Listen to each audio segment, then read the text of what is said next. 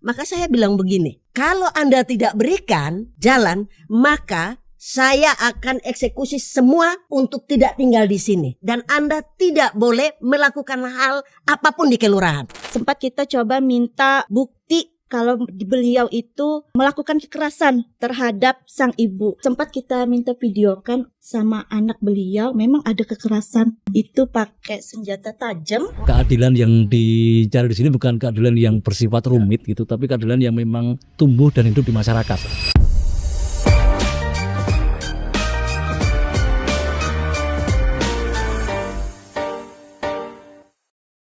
Sekarang siapapun Anda di seluruh Indonesia bisa mendapat akses bantuan hukum gratis. Harus digarisbawahi gratis. Kenapa jadi saya sebutkan, berani sebutkan di seluruh Indonesia? Karena saat ini tuh sekarang udah ada, saya harus lihat angkanya nih, 83.930 pos bankum, pos bantuan hukum. Nah, lengkapnya apa pos bantuan hukum sebenarnya? Saya sudah bersama dengan Bapak Konstantinus Kristomo, Pak Kris, Kepala Pusat Pembudayaan dan Bantuan Hukum. Ada Pak Jacqueline Pogo, ini adalah Kepala Desa Sambuara, Kecamatan Esang Selatan, Kabupaten Kepulauan Talaut, Provinsi Sulawesi Utara.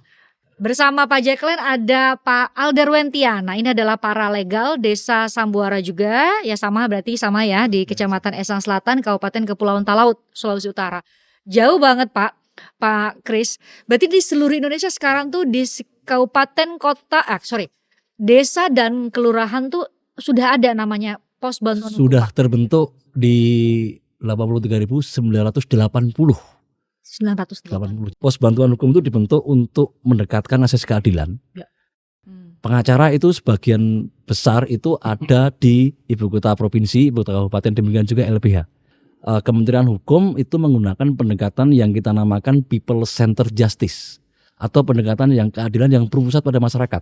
Pendekatan ini adalah pelatihan paralegal, penyuluhan hukum, pemberdayaan masyarakat. Jadi adanya pos bantuan hukum di desa ini, maka kemudian warga desa tidak perlu jauh-jauh ya.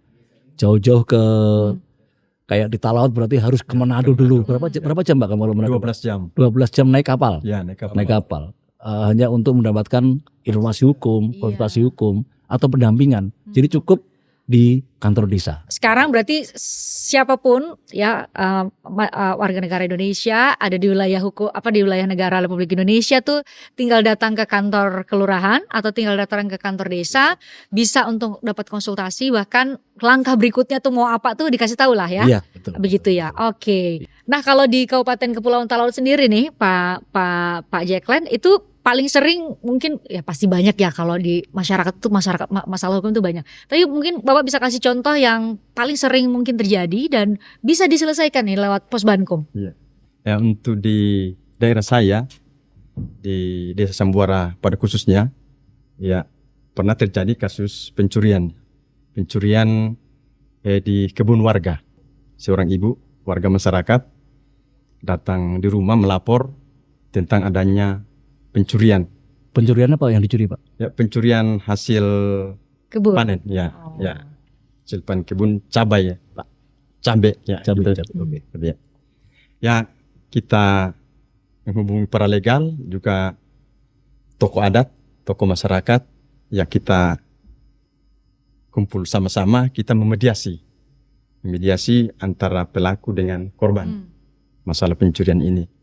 Nah, setelah kita mediasi, karena adanya tokoh masyarakat dan juga tokoh adat yang ada, maka si pelaku dan si korban ini bisa tergugah hatinya.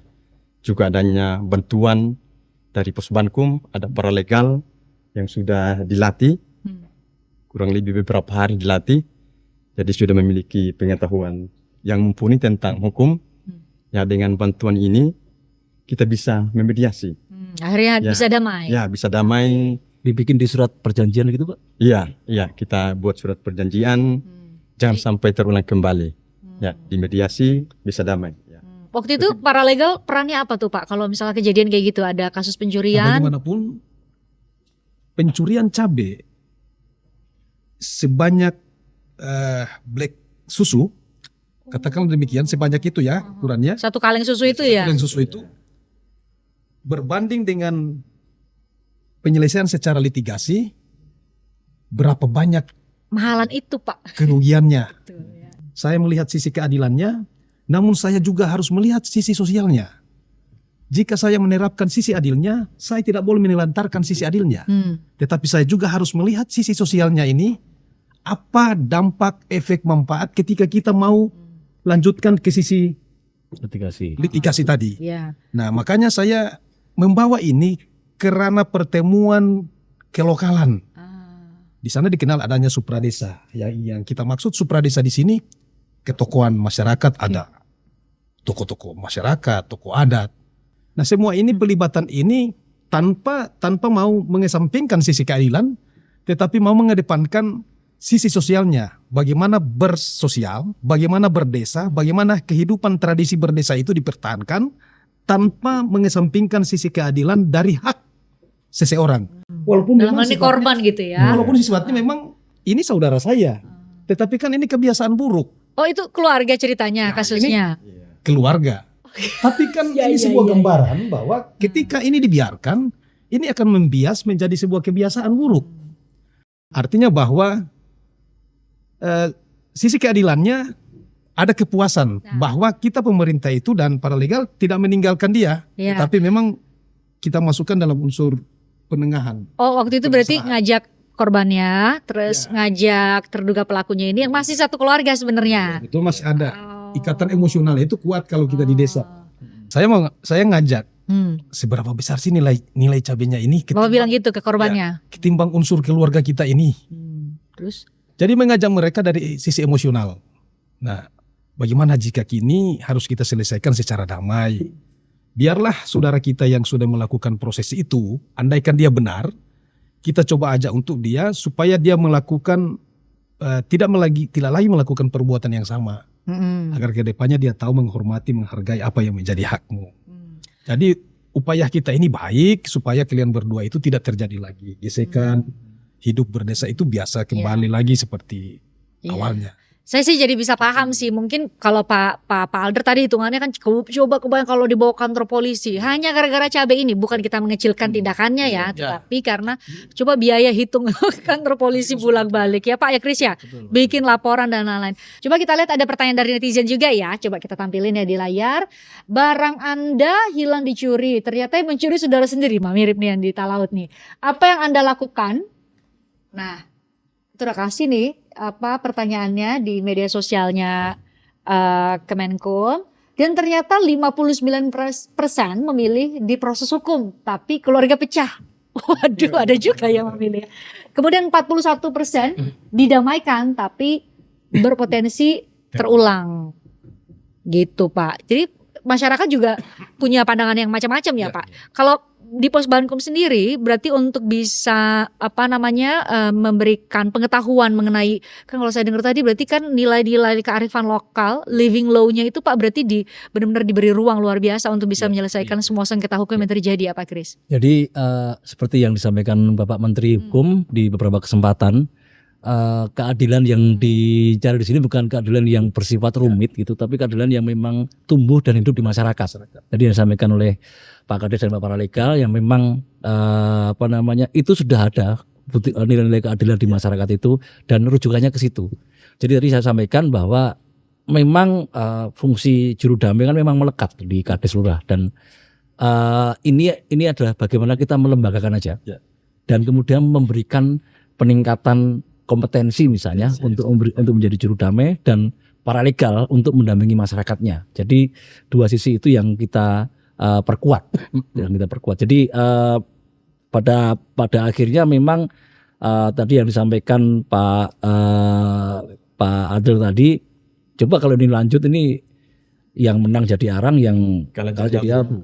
Tapi itu kan akan mengoyak nilai persaudaraan, dan ketika kita kembali ke nilai-nilai yang memang sudah ada di masyarakat, dan itulah memang Pos Bankum itu salah satunya didirikan supaya masyarakat itu bisa menyelesaikan permasalahan hukum di tingkat desa secara mandiri,